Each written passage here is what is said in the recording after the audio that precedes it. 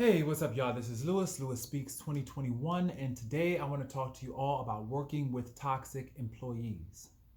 If you're anything like me, you have maybe one or two or 10 toxic employees who you work with who make it very difficult for you to do your job. They make it very difficult for you to focus. They make it very difficult for you to be the calm, cool, pleasant person that you want to be. You're so busy anticipating the drama, or you're so busy trying to put out small fires and handle small little disagreements, you really don't have time to really focus on your work. And ultimately, these toxic employees will definitely try to undermine not only your sanity, they try to undermine your good feelings about going to work. They're just miserable curmudgeons who just want to really, just try to get under your skin. You know, I've worked with narcissistic individuals. I've worked with some severely character disordered individuals who are attention seekers, who always have to be the center of attention, who always have to stir up and kick up dust in order to feel alive. There are certain people in this world that do not feel alive, and they cannot sleep at night unless they're causing someone else grief. And I work with people like that. And what I've learned to do, and if this is helpful for you, take what you need, leave the rest. What I've learned to do is, for one, take daily walks. Get away from the toxic environment. Take a walk, maybe a 15-minute walk, 10-minute walk here and there, because you need to separate yourself from that environment. You know, when you have identified your workspace and your workplace as a toxic environment, you need to take the necessary steps in order to either manage it or get away from it entirely. Me, I've determined that I am 80% joyful at my job. There's always that 20%, which is the toxic nonsense. When it becomes where I would say 40% happy and 60% miserable, that's when I will decide to change jobs. But in the meantime, between time, I'm 80% satisfied. So I guess that's great. But it's that 20% of having to deal with the snide comments, the snide remarks, the offhand comments, the passive aggressive behaviors, which, oh my goodness, those passive aggressive behaviors are like little tiny cuts. They're little tiny paper cuts. It's just these jabs that people take, and they don't say it directly.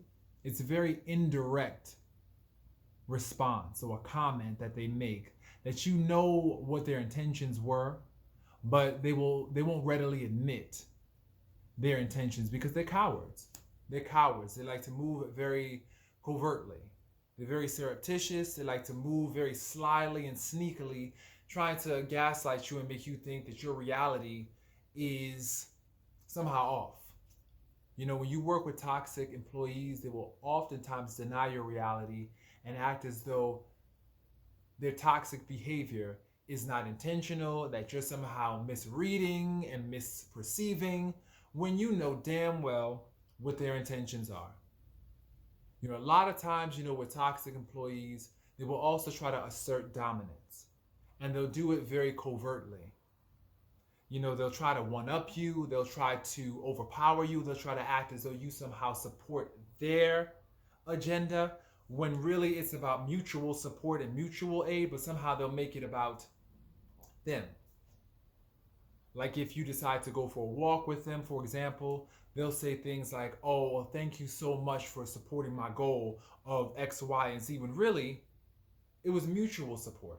But they'll try to make you out to be this emotional support animal there to only aid and abet and support their agendas. They're trying to groom you. And a lot of times when you work with narcissists, they definitely try to groom you and try to subordinate you and belittle and diminish you.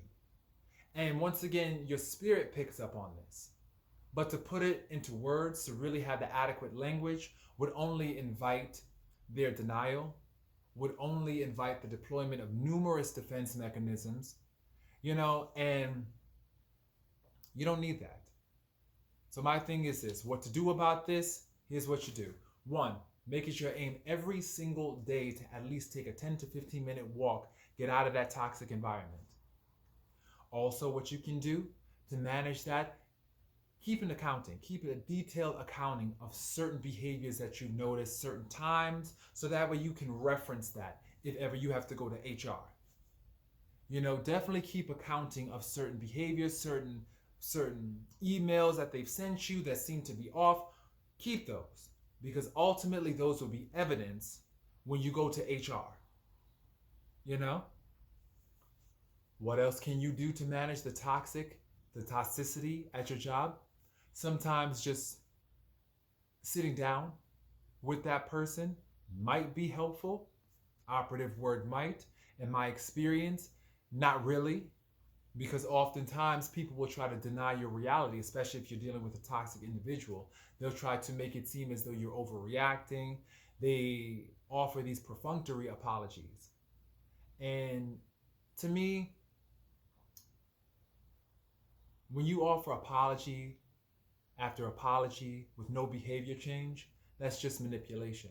That's just you trying to appease someone in the moment when you really have no real intention of changing their behavior. An apology with no change is just manipulation. So when you decide to sit down with this person, it may or may not go well. Be prepared for it to not go well. And in that instance, you have to definitely make sure that you have an outside, and this is the key. If you take nothing away from this, take this. You have to realize that there are spaces where you will never get the support you need as an employee. You will never get the support and nurturance and validation that you need as an employee. So what you have to do, you have to go out there and seek it in other ways, in other spaces. You have to go out there and form a network of other employees who are supportive. I think that, having a support network outside the office will definitely help offset the BS you got to put up with. And currently I'm in the process of building my support network, because I realize that you need a space where you can go and gain that support. You can get that validation. You can get helpful tips and suggestions on how to navigate this toxic space. Because if you're expecting support from the people that you work with who are toxic, guess again, they don't know how to support you. Chances are these people grew up in homes where they were not supported themselves. So how could they offer that level of support to you if they themselves have never had that support? Knowing that, you have to support yourself. You have to make sure you keep that detailed record of when these people are acting crazy and toxic. You have to be able to, definitely, and sometimes you might have to go to their supervisor. You have to go up and maybe have a conference and let them know how these behaviors are affecting you, so that way it's documented, so that way they know that somebody else knows. Now, once again, doing this, you have to tread very, very lightly, because they say that there's no such thing as retaliation. They say, if you're a whistleblower, they won't retaliate. In my experience, they have retaliated. I've had supervisors delete my notes. I've had supervisors be very snide. And I think that you have to tread very lightly if you decide to go to administration, because honestly, a lot of people don't like that, because you shine a light on their toxicity. And so they don't like that. They want to get even. They want to retaliate. They want to be vengeful. And what ends up happening, what I've noticed, is that oftentimes if you work, especially in the human services, if you work serving other populations, it's always those other populations that really suffer because of the BS that goes on within these agencies. They don't get to get the full support and the full attention because you're so busy fighting for your life. You don't have the energy to really zero in on them. And being at these agencies can feel as though you are fighting for your natural life. And that's why it's important to definitely have that outside support network, so that way you can be replenished and refilled and revitalized. Now, if worse comes to worse and you just can't take it no more, have a strategy, have an exit strategy. Make sure that you are planning your escape from Alcatraz. Because honestly, these people are crazy. You have to be intentional.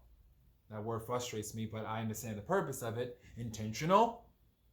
You have to be strategic. You have to make sure that you also have a nest egg. I was reading this article and they stated that, it's always good to have a I don't give a F fund. So that when you want to tell your job, I don't give an F, you have that fund and that security blanket, that security, nest egg that you have to basically offset any financial considerations as a result of you just leaving this job. You have to just, have that saved away. But definitely be more intentional, strategic, have that plan, that exit strategy.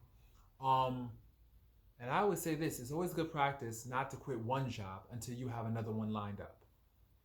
Start going on interviews, start putting feelers out there, start exploring your options, because to be honest, oftentimes we feel trapped when we don't have options. When you don't feel like you have enough options, you will always feel that sense of being trapped in something. But always realize that you do have options. Even if you have to take a pay cut, sometimes your peace of mind is worth more than the dividends.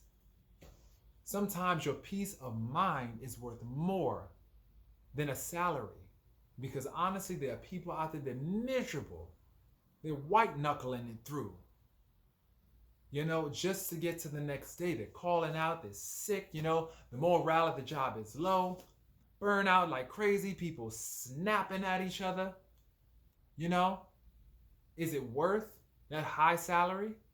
Well, most of that salary is going to be spent in therapy, trying to heal from the toxic environment. You have to really sit down with yourself and ask yourself that. Only you can make that decision. For me, all the money in the world ain't worth my mental health. It ain't worth it. In the final analysis, your mind, your heart, your good feelings are priceless. They're priceless. And when you find yourself being very depressed, waking up in the morning with this sense of dread, having to go to work, when you're there, you're somewhere else, you never want to be there. You're always snapping with these people, going back, taking these underhanded jabs. When you find that it's reached that level, you have to back out gracefully. You have to say this, y'all could have it, because it ain't worth what I've been going through. So that's my take on how to deal with toxic environments. Definitely take care of yourself. Make sure that you're good, because ain't nobody gonna take care of you like you. You have to make sure that you are good. Because if you don't really value yourself, guess what? Nobody else will value you either. This is Lewis Speaks, wishing everybody a wonderful, wonderful day. And I hope that this message has been really helpful for you. Peace.